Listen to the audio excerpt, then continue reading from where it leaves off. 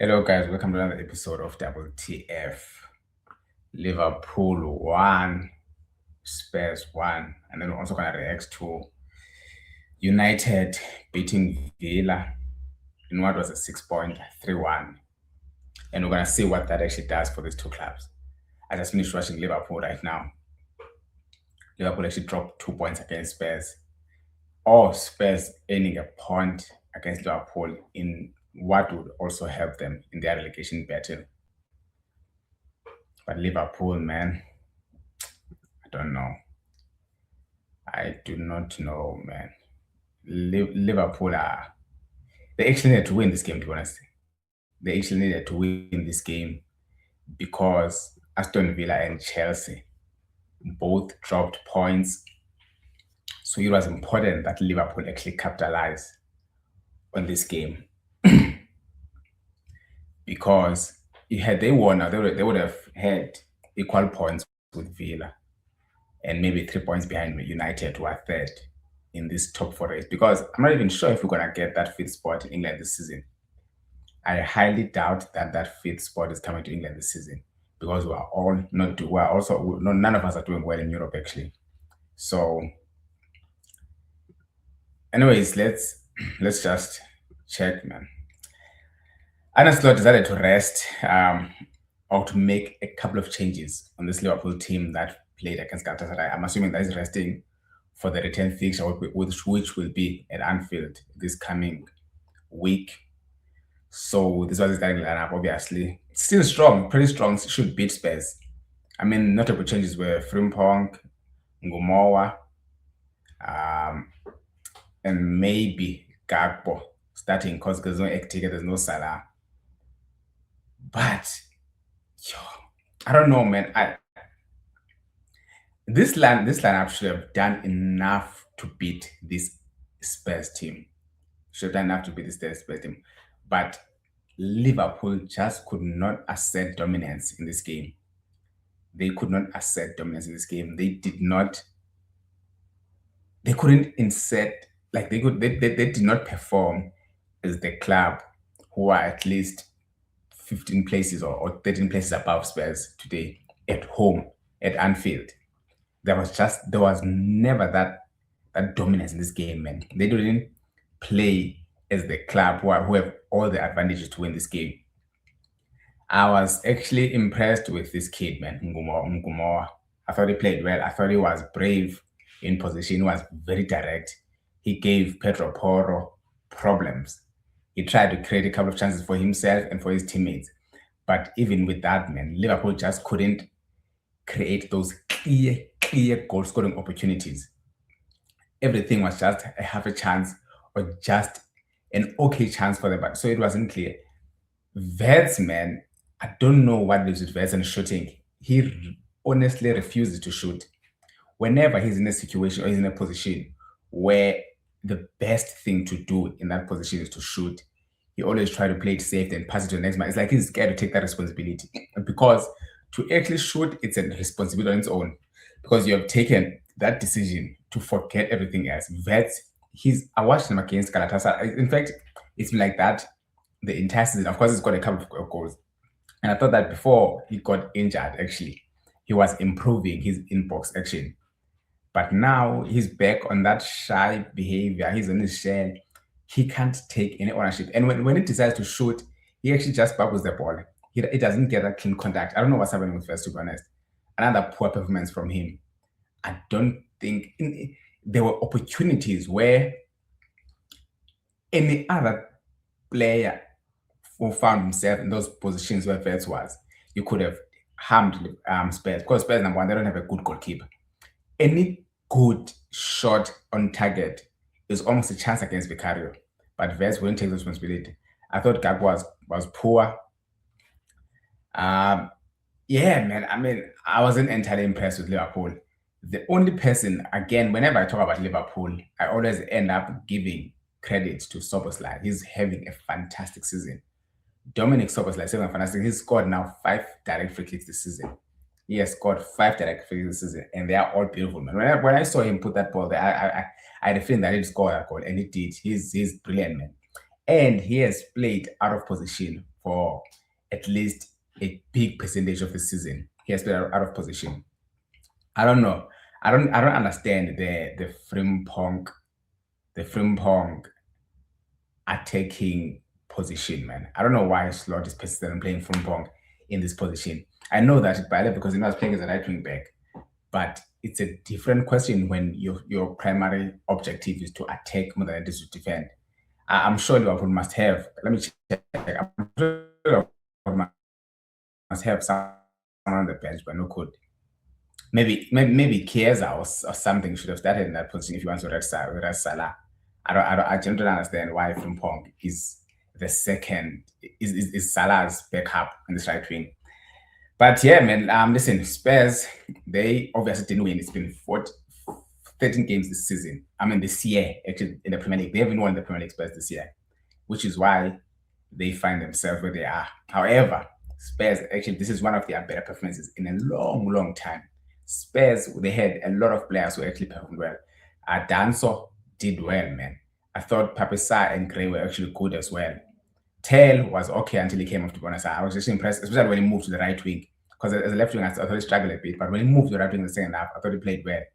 So Solanke was okay, but Richarlison was actually quality. Richarlison always seemed to perform against Liverpool.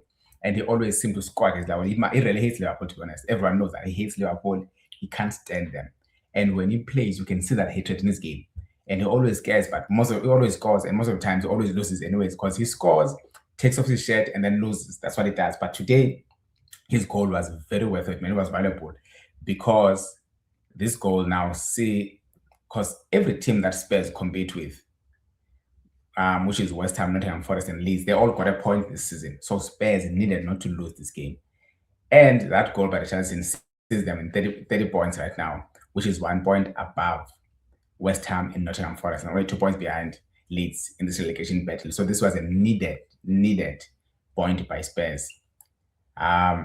I don't know why it says L here. It should be saying D. It should be L D because Spurs drew this game. They didn't lose.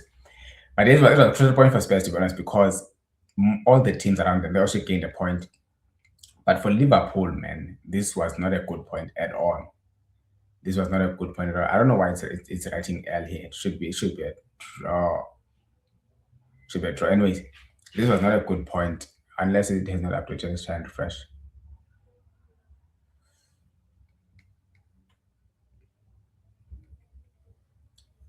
Okay, it's fine, but it's fine, doesn't matter. But Liverpool should have.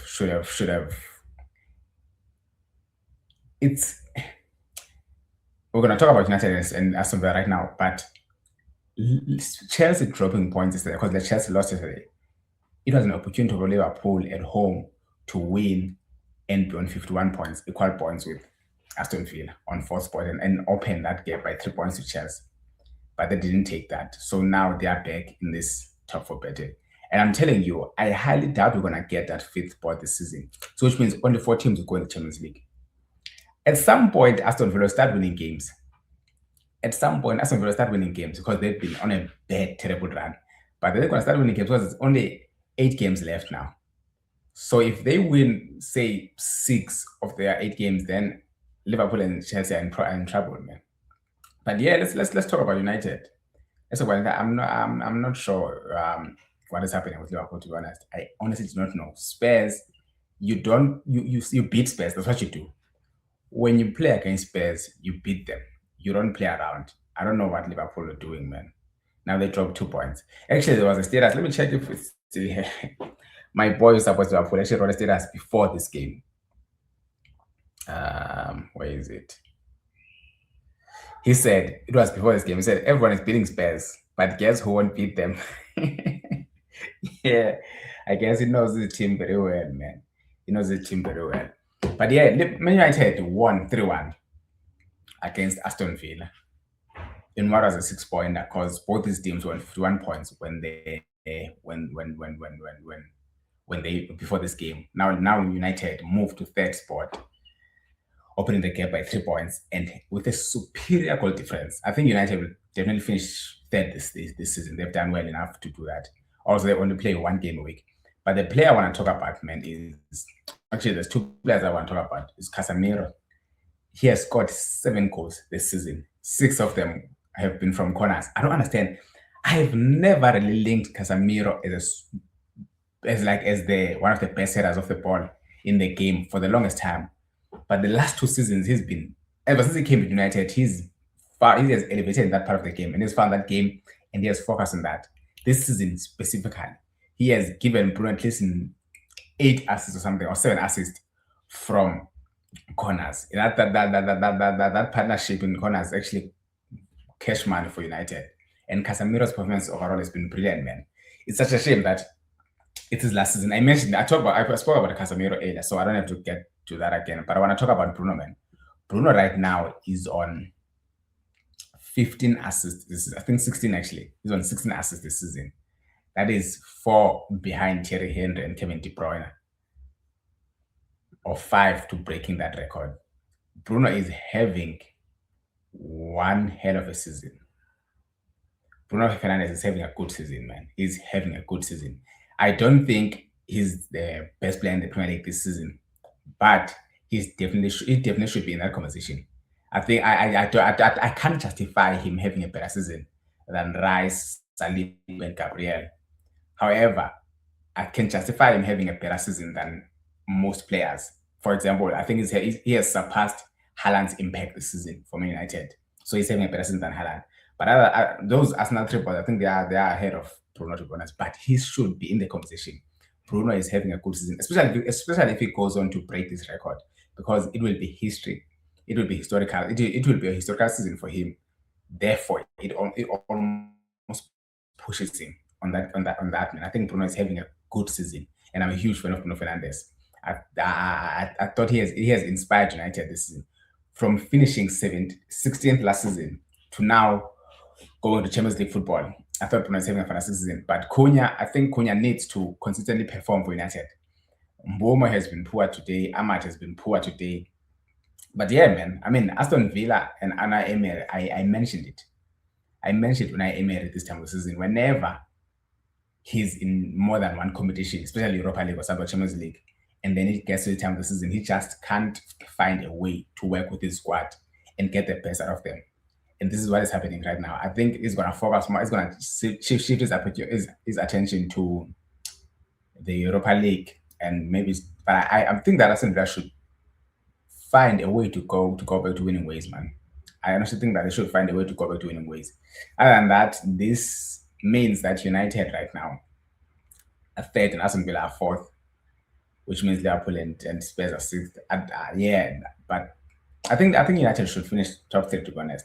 They play one game a week. I think they're gonna play against Bournemouth, and then they're not gonna play again until April. So they have that advantage in them. While the teams that they compete with play all the other competitions, FA Cup, Champions League. So I think United should get that advantage. They have that advantage anyways, and they should use it to the best of their benefit. But yeah, man, I'm very disappointed in Liverpool. I'm not gonna lie. I'm very disappointed in Liverpool. I've said that out of all the teams that are competing for the Champions League, Liverpool is probably the one that I would prefer they get Champions League. But with these performances, I genuinely doubt they might get it, man. I genuinely doubt that Liverpool get it. In that case, I actually want it to be top 4, to be honest, at this point. Just get top 4, take us on Villa. Let's go to the Champions League next season, because Chelsea are just as poor as these guys. Chelsea are poor. I did not talk about them. They lost to Newcastle yesterday. I did not watch the game, but that's Chelsea this season in a nutshell, man. They have not performed well this season. They do not deserve to gain Champions League football. And one of these big clubs, man, need to actually just go to Europa League. If not to go to Europa League, because you haven't played well this season. And actually, to be honest, they should. I mean, most of these clubs, most of the people I know who support these clubs, they say that they would rather play Europa League than us not win the Prem. But we're gonna win the Prem, and they're gonna play the Europa League anyways. Anyways, yeah, guys, I'm just calling you to like, share, and subscribe, man. It was a disappointing game by Liverpool, because I actually want Spurs to get relegated. But Spurs, listen, man, this result might just be the booster that they needed. So I don't know. We'll see. We'll see. But yeah, thank you guys for watching the previous videos. Let's continue to like, share, and subscribe. I'll chat to you guys soon.